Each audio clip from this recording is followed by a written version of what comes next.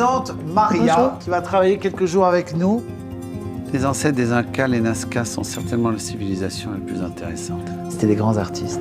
Mon film préféré de cette semaine est Lady Nazca de Damien Dorsaz, un film dépaysant comme tout, qui nous transporte au Pérou et lève peu à peu le voile sur le mystère des fameux dessins gigantesques tracés au sol dans le désert de Nazca. Ils ont été découverts par Maria Resch, figure légendaire de l'archéologie mondiale. Le film commence à Lima en 1936. Maria est une jeune Allemande qui enseigne les mathématiques au collège. Elle vit en colocation avec son amie anglaise Amy, mais elle s'ennuie à mourir.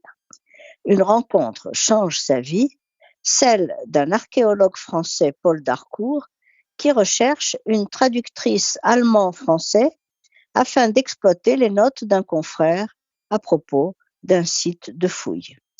Ils se rendent ensemble à Nazca, dans le sud du Pérou, où avait existé une civilisation ancêtre des Incas. D'emblée, Maria est intriguée par les vestiges laissés par les Nazca dans le désert voisin, où le sol caillouteux conserve la trace de longues lignes énigmatiques. Paul, l'archéologue, pratique l'archéologie pour vivre. Il n'a plus l'enthousiasme des années 20, où on découvrait des tombes royales en Égypte et en Mésopotamie. Maria, elle, découvre l'archéologie par hasard. Elle s'y plonge avec une curiosité qui se mue rapidement, tandis qu'elle éprouve une empathie immédiate pour les peuples autochtones, parmi lesquels elle s'installe. Elle commence par balayer les cailloux noirs qui empêchent de bien voir ces mystérieux dessins géants, tracés il y a 1500 ans dans le sol sablonneux de ce désert.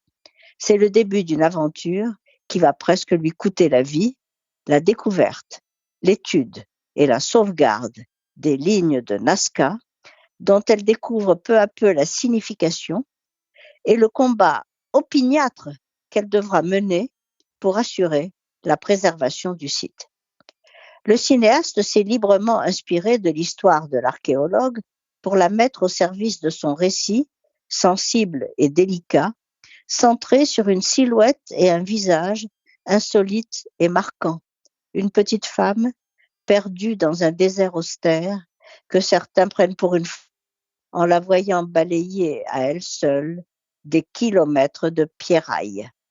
Dans le rôle de Maria Resch, l'actrice allemande Devrim Lingno est très émouvante. Guillaume Gallienne est également parfait dans le rôle de l'archéologue.